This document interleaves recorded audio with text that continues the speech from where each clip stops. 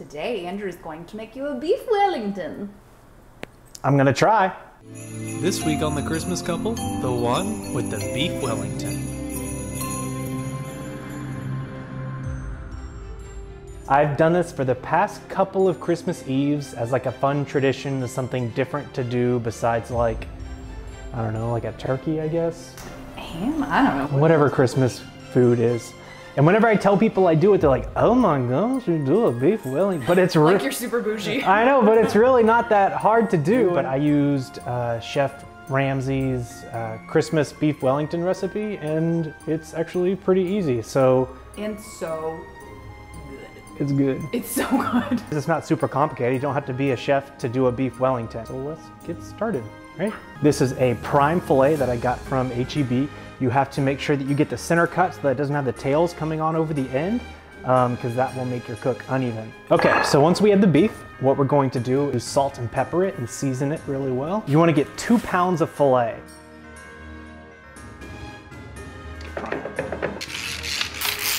If you don't think you've salted enough, you probably need to salt a little bit more. Just salt and pepper, nothing fancy. That's all it takes. You're gonna put some olive oil in the pan. 2 shots of olive oil.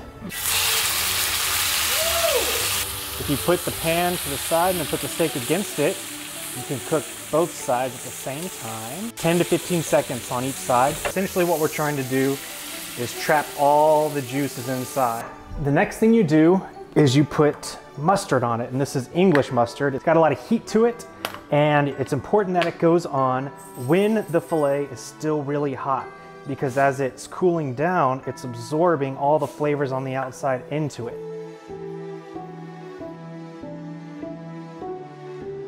And then once you're done putting the mustard on it, you just kind of set it to the side because your filet is done for now. So the next thing we're gonna do is probably the most important part of the Wellington as far as how it's constructed. It's called the Duxelle. It's just mushrooms, garlic, salt, and pepper. Now normally you would have to use a food processor, but we don't have a food processor because I broke it. You need 1.5 pounds of chestnut mushrooms or Portabella mushrooms. So you're gonna put them in. I hate mushrooms. I would never eat them normally. The only reason I eat them in this is because I cannot taste them at all. So.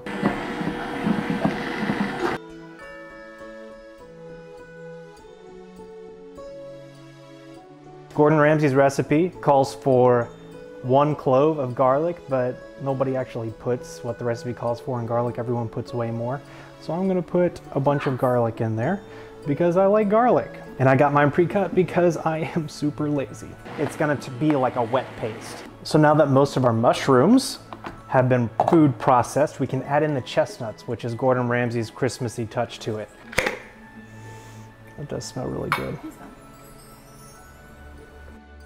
They have a lot of starch in them and they don't have as much oils as other nuts, so they are a perfect complement to the earthy taste of the mushrooms. 2 handfuls usually do it, so crumple them up. This will work just fine. You put it straight into the super hot pan, and then you let the water all come out of it. It takes as long as it takes till all the water comes out of them. So while the Duxelle is cooking in the pan, we will set up our saran wrap station to overlap it. The next step is what Gordon Ramsay calls Parma Ham, but it's essentially just prosciutto. The prosciutto seals in all the juices while it's cooking. You're gonna do 8 slices and you're gonna overlap them. Any tear in your prosciutto means a leak in your Wellington.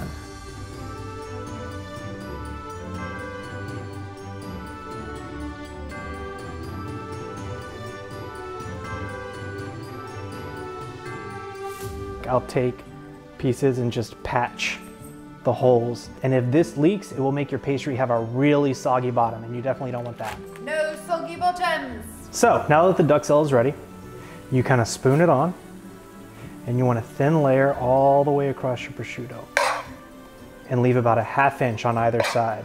See, it doesn't even look like mushrooms anymore. It just looks like disgusting brown paste. Now this, to me, is the hardest part, because you're trying to both fold everything over the filet and not tear the prosciutto at all. And then I'm gonna roll this all the way over the top, and I want the prosciutto to fall off the back and and touch the other side. I'm going to tuck it back under so that it folds underneath the other prosciutto. Like that. Pinch it and roll it some more. Now you're going to pinch the edges and then you just kind of twist back and forth really tightly. And you can feel it getting tighter while you're twisting it. It goes in the fridge for 10 to 15 minutes. A pastry goes down. You can get it anywhere. I get mine at HEB, and I just want it wide enough so that I can pinch it on the ends. So we're going to gently pick this up and lay it on there, like that. Now we're gonna do the same exact thing that we did with the Parma ham. So we're gonna roll the pastry over the top and kind of meet the other end with it. Do the same thing with the saran wrap. Come over the top and then have this meet the other end. And you want to make sure that you actually connect the edges of the pastry. You don't want any leaks.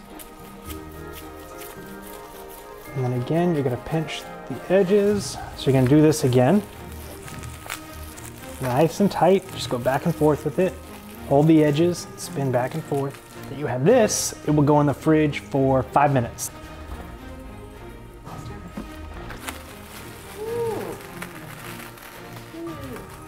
You're gonna take your egg wash, just the egg yolk, and you're gonna brush it over the top, and this gives it a nice, like, crispy brown color when it comes out. This is just a chefy thing that Gordon Ramsay does.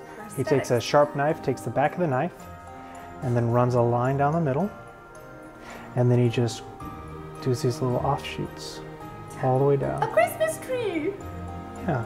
Aww. Once it's scored and egg washed, then you just need a little bit of salt over the top. Now you can either trust your instincts, put it in the oven at 400 for 30 minutes, or you don't trust yourself with cooking meat, like I don't, and I have this thing called a meter plus. Filet, start cook. In this goes here, like that. And that's it. Now we wait 30 minutes. Alexa set a 30-minute timer. It smells delicious. So you can see I messed it up there.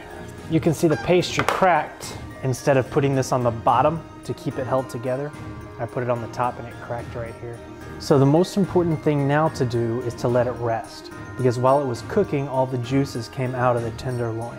And when it rests, it reabsorbs all those juices and makes the meat really juicy and tender. And you gotta remember, it still cooks when it's resting. So if you pull it out at the desired temperature, it's gonna go over. And you can hear that it's got a good crust on it. Now, if I cooked it right, it should be a good medium rare all the way through. The ends tend to cook a little bit more, so. Yeah, looks good. It smells really good.